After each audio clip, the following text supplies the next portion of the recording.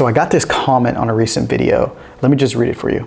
Stacy says, I currently own my home and I have no debt, but I continue to work my 90K a year job even though my work does not make me happy. I'm working on starting a small home-based business, renovating and decorating a rental property, and I've always wanted to write a novel, but I haven't been able to commit to the writing process. My passion is interior design, but my degrees are in education. Tell me, when did you find your moment of clarity, and how did you choose which path to follow? The options are sometimes overwhelming. So, in this video, I really want to share 2 major lessons that I learned about finding clarity and choosing the right path. Stacy, thank you so much for asking these questions. It really resonates with me, hits close to home, because I realize something that you probably are realizing right now, which is money and even just getting out of debt alone won't make you happy. But it's actually how you live and how you spend your time, right? And I think a lot of people struggle with navigating what to do and navigating those feelings, and that really prevents them from even getting started. So let's dive in. The very first lesson I learned about finding clarity was to really make it about others. Now, as someone who grew up as sort of a perfectionist or overachiever, I really struggled with the fear of making the wrong decision.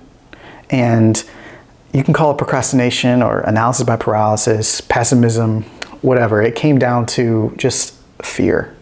And even starting this YouTube channel, you guys would not believe that this took me over a year to start. I talked to my wife over a year ago wanting to start this channel. She got annoyed that I would just keep bugging her. She's like, Jeremy, if you're gonna do it, just do it. And so I just really couldn't get out of my own head, right? Like, what would people think? Why would anybody care what I have to say? And just those negative thoughts. And I realized the moment that I overcame that, wow, the sun is really bright right now. Whoa, man, look like I'm not even brown anymore, holy smokes. So I realized the moment that I found the courage to actually overcome that fear was when I shifted my focus to think of reasons of what would happen if I didn't share my message, right? How many people would not feel inspired to start living the life that they want? How many people would feel, I guess, less lonely knowing that they have just somebody out there that resonates with them, right? That has the same mindset or goals. How many people would just not feel encouraged? Right? Think about it. I thought about it this way, like if I had a disease or if I had the cure to a disease, I wouldn't just hoard it for myself, right? I would do my best to share it with the world so people can get better.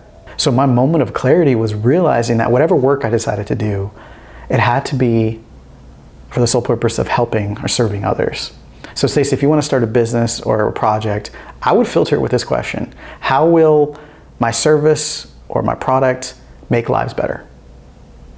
Simple as that. And now you're probably thinking, Jeremy, okay, what if I have the idea, right? I have a service-based business idea that will make lives better. How do I decide which one to choose? So that leads me to the second lesson that I learned. Things become more clear with consistent action. So start small and fail fast. So I would focus on one thing that inspires you that you would like to potentially, right, turn into a business. I would learn it and then share it with the world as fast as possible.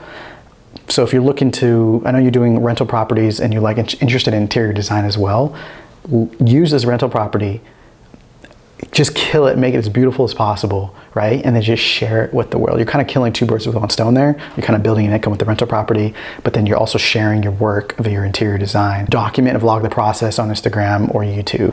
That doesn't just build your confidence, but you begin to find out and discover what you like, what you don't, what the market is potentially willing to pay for.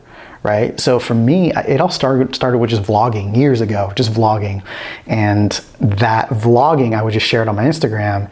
That turned into a wedding gig, right? So I'm over here using just a small $200 camera for my very first wedding. Another opportunity opened because of that.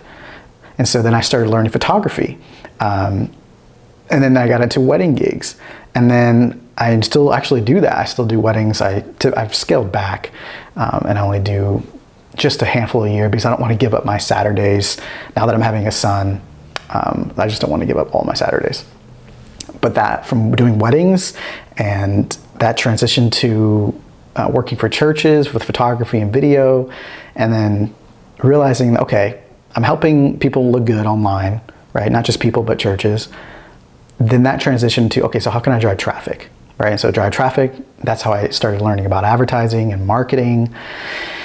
And now that's what I do, right? Full time with the marketing, with my marketing company, and then some wedding photography as well.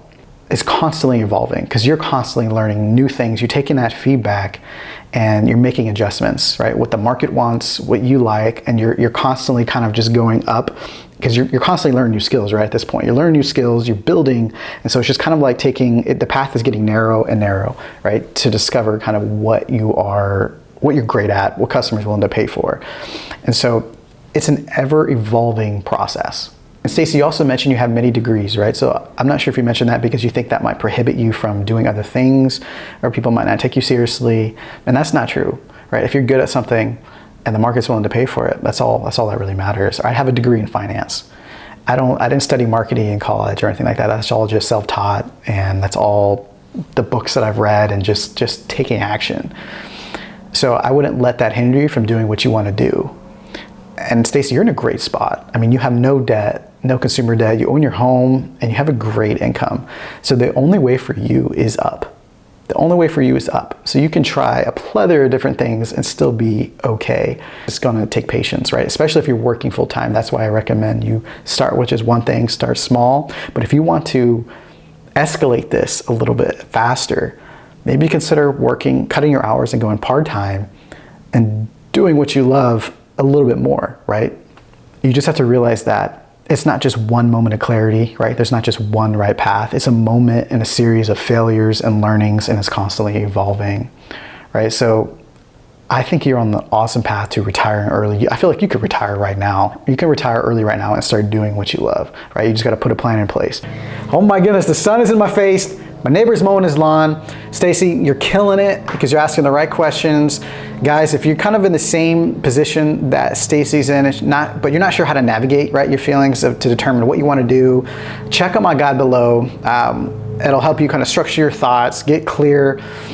Anyways, if this helped you at all, hit the like button, and I'll see you in the next one.